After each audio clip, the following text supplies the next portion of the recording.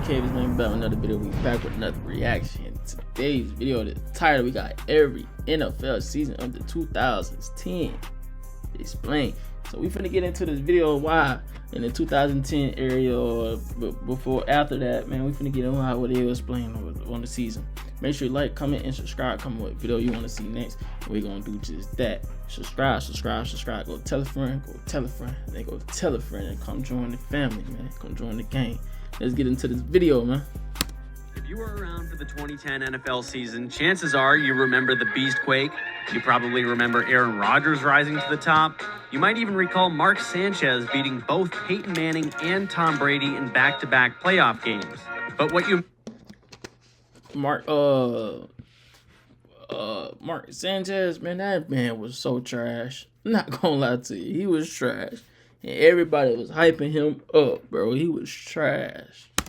Forget is that the Seahawks won their division with a losing record. Tom Brady threw 36 touchdowns to just 4 interceptions to win MVP, and that Michael Vick returned to deliver one of the most electrifying comebacks in NFL history. 2010 didn't have one dominant narrative. It was scattered and a bit unpredictable. It was the kind of season where everything from seeding to momentum got thrown out the window once January started. And there was commotion off the field as well. The collective bargaining agreement was set to expire, and the threat of a lockout loomed. But on the field, the Patriots went 14-2 behind Tom Brady's unanimous MVP campaign, but they flamed out immediately in the playoffs, stunned at home by the 6-seed Jets. Arian Foster came out of nowhere to lead the NFL in rushing with 1,600 yards and 16 touchdowns, giving the Texans a real offensive identity for the first time in franchise history. The Colts and Ravens were still clinging to AFC supremacy, but the Steelers reminded everyone that they knew how to get it done in the playoffs. Big Ben returned from a 4-game suspension and led Pittsburgh back to the Super Bowl with a team that just refused to break. James Harrison and Troy Polamalu still led that defense. In the NFC, the Falcons were the 1 seed, the Saints were the defending champs, and the Eagles had Michael Vick back in full form, throwing bombs and rewriting his legacy after returning from prison. But it was the Packers, a 10-6 wildcard team that barely snuck into the playoffs, who caught fire. Rodgers, who hadn't won an MVP yet, played the best football of his life. He shredded the Eagles, lit up the Falcons, and survived a brutal NFC Championship game in Chicago, where Jay Cutler exited early and Caleb Haney nearly pulled off a miracle. And the Super Bowl was not quite a classic, but it was a good game. Rodgers and Roethlisberger certainly made for a spectacular showdown. The Steelers came back from a 21-3 hole, but Rodgers was just too precise. He finished with 304 yards, 3 touchdowns, and the Super Bowl MVP. The Packers were champions for the first time since Brett Favre's prime. The Jets' window slammed shut, and the Patriots, over a half-decade removed from their last Super Bowl victory, started getting labeled as a regular season team. But Rodgers became a made man, with the Packers looking like they might be the NFL's next dynasty. However, in 2011, it felt like every elite quarterback was throwing for 5,000 yards. Calvin Johnson was single-handedly taking over games and mossing triple coverages. Tim Tebow became the biggest superstar in the league.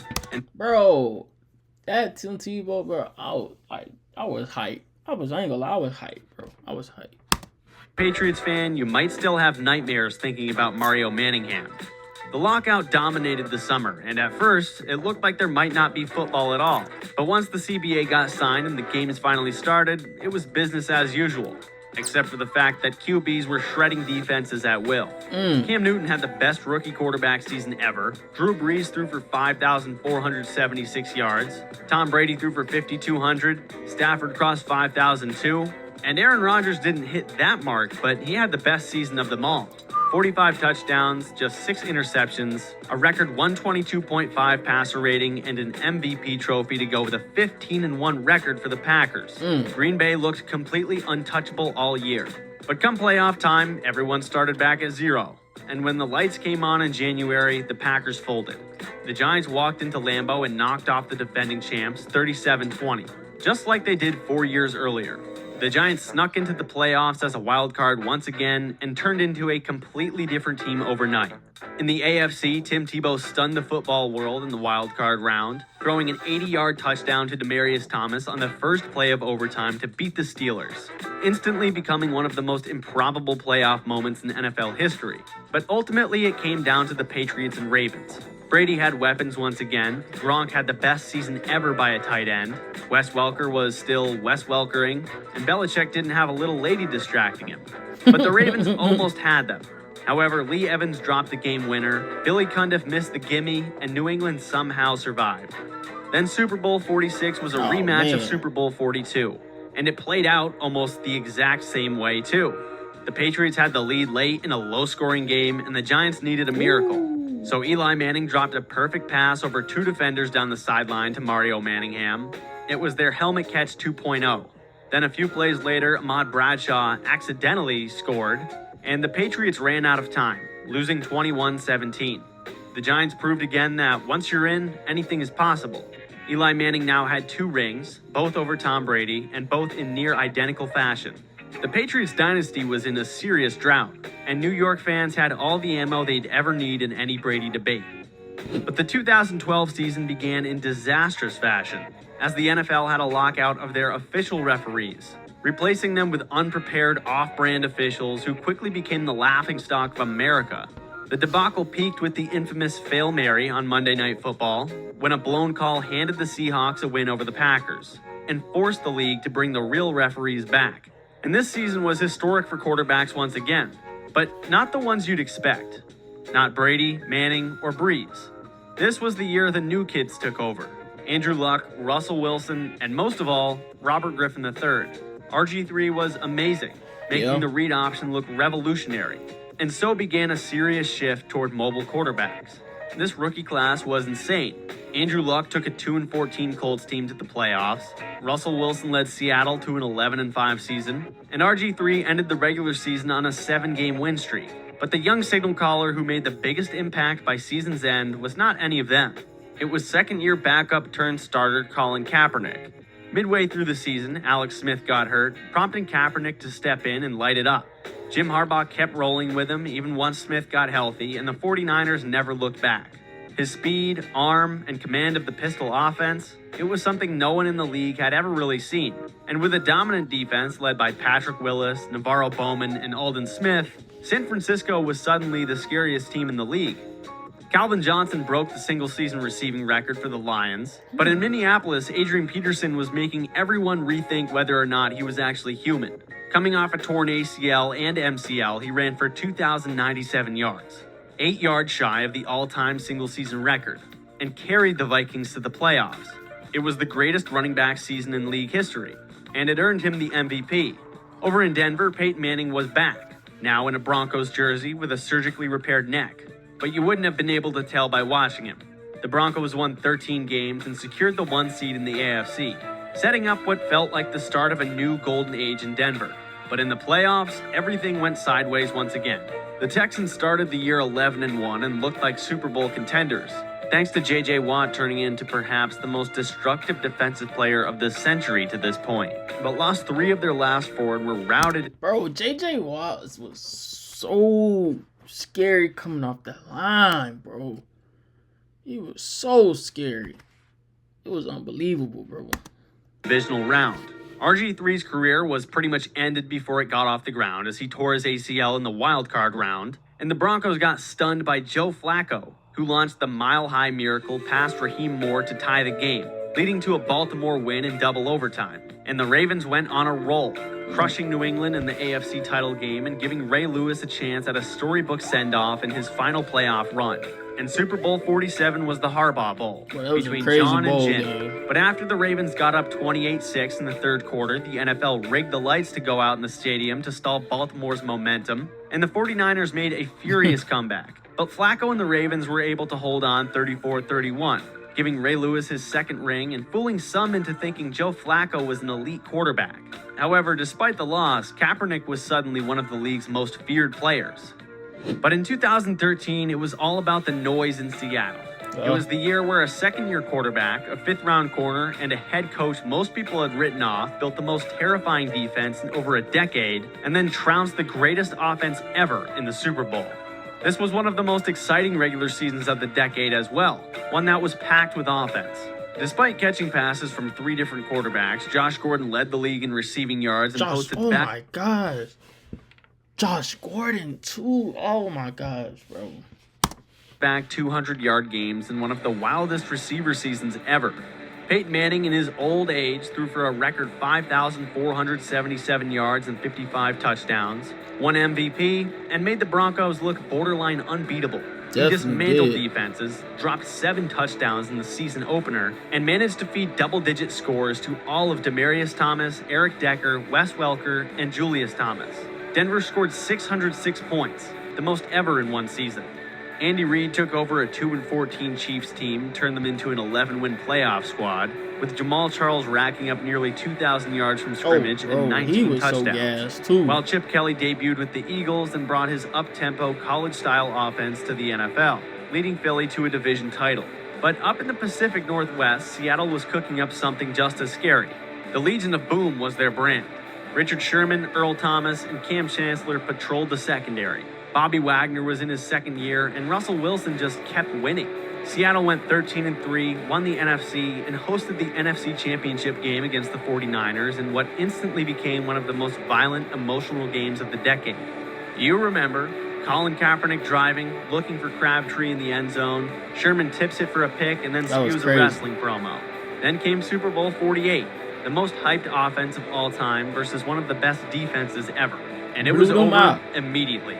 Denver snapped the ball over Peyton's head for a safety to start the game, and it never got any better.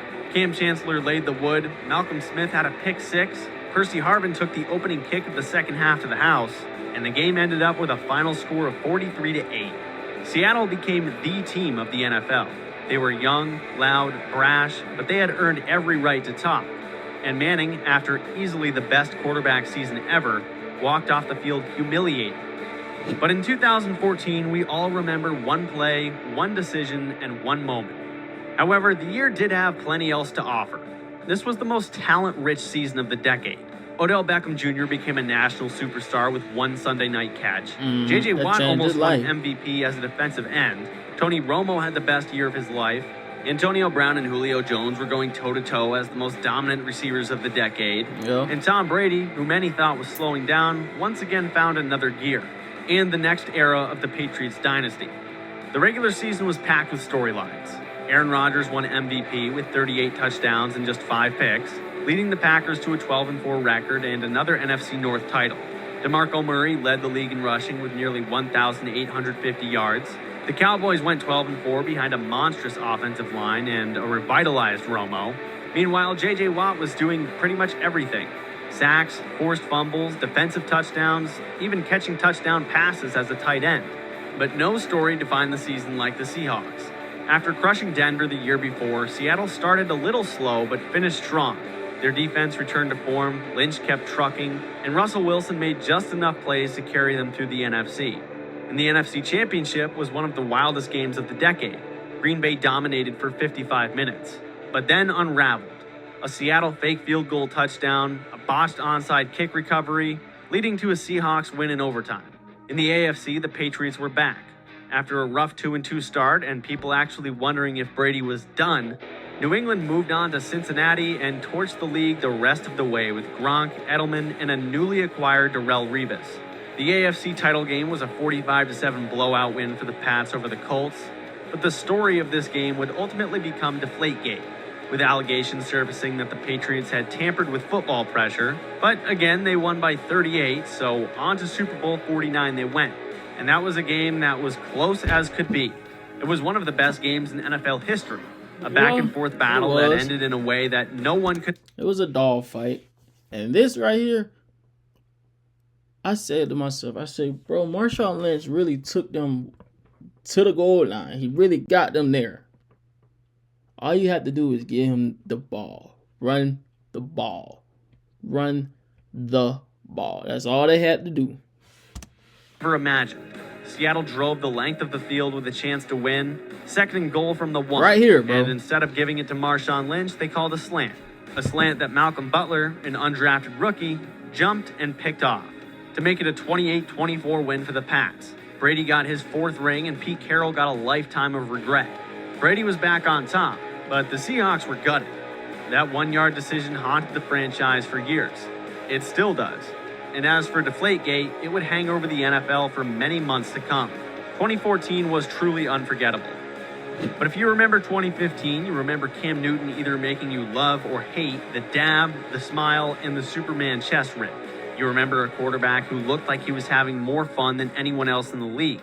The league he was utterly dominating all by himself. The Panthers went 15-1 without their top receiver. But 2015 wasn't all sunshine and rainbows. It was also the beginning of the end for one of the greatest quarterbacks of all time. Peyton Manning was officially breaking down before our eyes. His arm was shot and his body was giving out. But back to Newton, he won MVP in a landslide, throwing for 35 touchdowns, rushing for 10 more, and he led a Panthers offense that didn't have a single elite wide receiver. Greg Olsen was his best weapon as Kelvin Benjamin tore his ACL in the preseason. Yet Cam didn't let that matter. Carolina's defense, led by Luke Kuechly, Josh Norman, and Thomas Davis, was just as good too, forcing turnovers, scoring touchdowns, and playing with the same emotion Cam brought to the offense. They steamrolled the NFC, dropping 49 on poor Arizona in the NFC Championship. The only bump in the road all year was a near upset to the Giants, where Odell Beckham Jr. and Josh Norman were just obsessed with each other the entire game. Meanwhile, in the AFC, the Broncos were winning, but in a much different way than they had in the years prior. Peyton Manning got benched, injured, and threw twice as many interceptions as touchdowns, and was frankly cooked. Brock Osweiler stepped in, but would eventually relinquish the job back to Peyton via injury. However, the real story was their generational defense. Von Miller, DeMarcus Ware, and an elite secondary coined the no-fly zone. In the AFC title game, it was Manning versus Brady for the 17th and final time. Denver won 20-18, stopping Brady on a 2-point try after a late touchdown. But given the diminished state of Peyton Manning, many were all but handing Cam Newton the Lombardi Trophy heading into Super Bowl 50.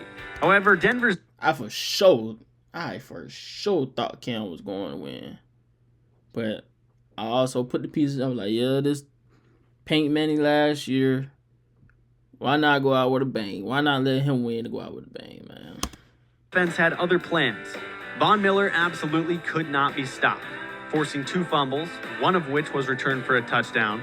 Cam got sacked 6 times and never got in rhythm. He didn't dive for a loose ball after one of his fumbles in the 4th quarter, and people never let him forget it. The Panthers scored just 10 points. That dab disappeared, and Peyton Manning walked off into the sunset with his 2nd ring. Cam Newton was never quite the same. He'd have moments, but 2015 was by far his peak. Von Miller won Super Bowl MVP, and a truly dominant all-time defense took the crown for the 2nd time in the decade. But in 2016, you may recall one particular score associated with the greatest comeback in Super Bowl history, or one of the most unthinkable choke jobs, depending on your perspective, along with Colin Kaepernick sparking a national firestorm by kneeling during the national anthem to protest racial injustice. But believe it or not, there were other football games that took place in 2016. It was a season flush with exciting developments. The Cowboys became America's team once again thanks to 2 rookies, and even the Raiders were back. But the year started with Brady on the shelf, not for injury, but serving a 4-game suspension for allegedly playing a role in Deflategate. Jimmy Garoppolo started strong, got hurt, and then Jacoby Brissett stepped in. The Patriots went 3-1 without Brady, and when he returned, it was personal. He threw 28 touchdowns to just 2 picks over 12 games. New England went 14-2 and steamrolled into the playoffs. But Brady was not the MVP. That honor went to Matt Ryan, who finally put it all together in year 9. With Kyle Shanahan calling the plays, Ryan threw for nearly 5,000 yards and 38 touchdowns. Julio Jones was at the peak of his powers, and Devonta Freeman and Tevin Coleman made for an elite backfield committee. The Falcons led the league in scoring, dropped 34 points per game, and looked ready to finally win their 1st ring in franchise history. In Dallas, the Cowboys went from worst to first. Tony Romo got hurt in the preseason, and suddenly it was the Dak Prescott and Ezekiel Elliott show.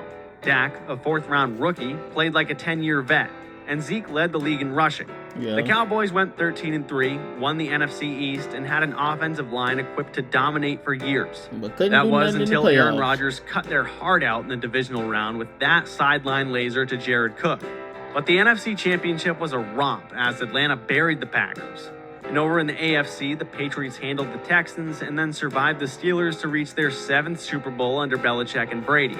And Super Bowl 51 started like a dream for Atlanta. They led 28-3 midway through the 3rd quarter, then, as we all probably know, Dante Hightower strip sack, Pat's touchdown. Julio made the catch of the year, but Shanahan called a pass play on 3rd and short instead of running and kicking the game-sealing field goal, which then led to a hold, a sack, and a punt. Brady led scoring drive after scoring drive to end up with a 34-28 overtime win. The Patriots scored 31 unanswered points. Brady had his 5th ring, and the GOAT conversation was officially over. Kyle Shanahan moved on to San Francisco, and the Falcons' window slammed shut. Matt Ryan had one MVP, but it was meaningless after the way that season ended. But in 2017, a backup quarterback, who was the worst quarterback in the NFL 2 years earlier, outdueled the GOAT on the grandest stage. And Minneapolis got a miracle with a backup of their own. The script that Goodell and his boys cooked up got tossed in the garbage. Carson Wentz was supposed to win MVP, Deshaun Watson was supposed to take over, Aaron Rodgers was cooking, and then they all got hurt. It was the year of next man up. Carson Wentz was the story of the season. In just his 2nd year, he had the Eagles rolling. He threw 33 touchdowns in 13 games, was the runaway MVP favorite, and had Philly sitting at 11-2. Then, in Week 14, he tore his ACL diving into the end zone against the Rams. Just like that, Nick Foles entered the picture, and everyone suspected Philly's season was over. In Houston, a rookie Deshaun Watson was decimating the NFL, throwing 18 touchdowns from Week 3 to Week 8 before a torn ACL in practice ended what was going to be a season for the history books. In Green Bay, Anthony Barr shattered Aaron Rodgers' collarbone, and even in Seattle, the Legion of Boom succumbed to injury. But of course, Tom Brady stood tall. At 40 years old, he led the league in passing yards and won MVP once again. The Patriots went 13-3, making it look routine as they always did. The Vikings, with Case Keenum leading the charge following a Sam Bradford injury, went 13-3 as well. And the Rams, who went 4-12 in 2016, transformed instantly under new head coach Sean McVay. But no one could have predicted what happened in the playoffs. In the divisional round, the Minneapolis Miracle took place. With 10 seconds left, Case Keenum threw a prayer to Stephon Diggs, Marcus Williams whiffed on the tackle, and Diggs sprinted down the sideline for the game winner, advancing Minnesota to the NFC Championship, where the Eagles blew their doors off. Foles threw for 352 yards and 3 touchdowns, and at that point, it should have been obvious how for real this team was. In the AFC, Blake Bortles and the Jaguars rode a dominant defense and a shockingly effective playoff run all the way to the conference championship, but ultimately fell to New England. Super Bowl 52 was a shootout for the ages. Brady threw for 505 yards. The Patriots didn't punt once, and still lost.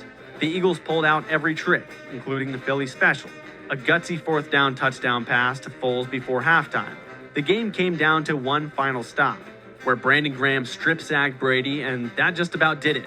Tom Brady was brilliant, but Foles became a Philly legend, winning Super Bowl MVP. Doug Peterson outcoached Belichick, and the Eagles had their first Lombardi trophy in franchise history. But Carson Wentz was never the same. However, in 2018, we got fireworks the likes of which we hadn't seen since 2013, as well as Tom Brady's greatest challenger since Peyton Manning. It was a year headlined by Patrick Mahomes and the Los Angeles Rams. In his first year as the starter, Mahomes won MVP, playing quarterback in a way we had never seen. He threw for 5,097 yards and 50 touchdowns with throws across his body, no-look passes, and left-handed flicks. He turned every Chiefs game into a can't-miss event. Travis Kelce and Tyreek Hill were in their absolute primes. And no disrespect to Alex Smith, but Andy Reid finally had a quarterback who could execute any play in his book. The Chiefs finished 12-4, with one of the losses coming in a 54-51 war against the Rams, where Goff and Mahomes traded blows all night, a game that is considered by many to be the greatest regular season bout of all time. But Kansas City locked up the 1 seed nonetheless. Le'Veon Bell sat out the entire 2018 season in the contract dispute, ending his time with the Steelers. And after missing all of 2017, Andrew Luck returned triumphantly, throwing for 39 touchdowns and leading the Colts back to the playoffs. However, the AFC still belonged to Tom Brady. The Patriots, despite some regular season turbulence, won 11 games, got the 2 seed, and turned into a machine in January per usual. Over in the NFC, the Bears acquired Khalil Mack from the Raiders, and he immediately transformed their defense, helping them win the NFC North. While the Saints were dominant, Drew Brees was the MVP runner-up, Michael Thomas caught every quick slant in sight, Alvin Kamara and Mark Ingram were a two-headed monster, leading New Orleans to the #1 seed. And the Rams matched their 13-3 record. Sean McVay's offense was humming with Goff and Todd Gurley, but Wade Phillips also had a defense led by Aaron Donald, who won Defensive Player of the Year for the second year in a row. The NFC Championship game was a classic that became forever tarnished at the end. With under 2 minutes left, the Rams committed a blatant pass interference, but did not receive a flag. The Saints had to settle for a field goal. The Rams tied it and then won in overtime. In the AFC, the Patriots and Chiefs went back and forth in a frigid Arrowhead. Mahomes was brilliant, but it wasn't enough to overcome Dee Ford's boneheaded offsides penalty that cost Kansas City a game-sealing pick. It ended in a 37-31 overtime Pats win. Then came Super Bowl 53, and after a year of offensive explosions, it was an ugly one. Belichick's defense choked the life out of McVay's Rams to win 13-3, the lowest scoring Super Bowl of all time. Julian Edelman won MVP almost by default. Brady got ring number 6. And Sean McVay got a harsh lesson in postseason football from Bill Belichick. Patrick Mahomes was clearly the future, but Brady was still the best there was. But in 2019, the greatest running quarterback in NFL history burst onto the scene. Antonio Brown melted down after a trade to Oakland, ended up getting released, and then had one game with the Patriots before again getting cut. Ryan Tannehill, of all people, beat Tom Brady in the playoffs. Michael Thomas broke the NFL record with 149 catches. Christian McCaffrey had a historic season, catching 116 passes and totaling nearly 2,400 yards from scrimmage. And Jimmy G led a stacked 49ers team. Not only was 2019 the end of this decade, but it also coincided with the end of the best quarterback generation. Brady was fading, or at least people thought he was this year. Drew Brees was on his last leg, Eli was on his way out, as was Phillip Rivers, and a new wave of young signal callers was invading the NFL. No one expected Lamar Jackson to be like this. Sure, people thought he fell too far in the draft, and he'd been fun in 2018 after he supplanted Joe Flacco. But in 2019, he became a truly one-of-a-kind quarterback. He led the league in touchdown passes with 36, while placing 6th in rushing with over 1,200 yards. The Ravens retooled their offense around him, and it worked beautifully. Baltimore finished 14-2, secured the #1 seed, and Lamar joined Brady as the second ever unanimous MVP. But as we've become all too accustomed to with Lamar, in the divisional round, the 9-7 Titans stomped Baltimore behind Derrick Henry's 195 yards, mercilessly ending the Ravens' dominant season. And then they waltzed into Foxborough and ended Tom Brady's year as well. Over in the NFC, Jameis Winston became the first quarterback to ever throw 30 touchdowns and 30 picks in the same season, delivering pure comedy every week. But more importantly, the 49ers were back. After just having selected Nick Bosa with the #2 overall pick, Kyle Shanahan was operating the best all-around team in the NFL. They literally ran through the playoffs, including a blowout win over the Packers where Jimmy G only threw 8 passes, as Raheem Mostert ran free for 220 yards and 4 scores. But the real story was Kansas City. After falling short in 2018, Mahomes came back with the chip on his shoulder that he needed. The Chiefs' playoff run became legend. Down 24-0 to Houston? Not a problem. They scored 51. Down 17-7 to Tennessee? That didn't matter either. On to Super Bowl 54 they went. And the 49ers had Mahomes on the ropes once again. Down 20-10 in the fourth quarter, it was looking bleak for the Chiefs, until a 44-yard bomb to Tyreek on 3rd and 15 led to 3 touchdowns in 5 minutes. Garoppolo had a chance to take the game back with a minute and a half left, but infamously overthrew what would have been a 49-yard Emmanuel Sanders touchdown, and the Chiefs won 31-20. With Mahomes earning Super Bowl MVP, and Andy Reid finally taking home the championship that had eluded him for 2 decades. In the aftermath, Brady finally left New England for the Sunshine State, and Mahomes was the new face of the NFL. And the Chiefs officially kicked off the next great NFL dynasty. 2019 ended the decade with one era of quarterbacks dying out and another being born. Thank you for watching, and if you like this video, I think you'll like...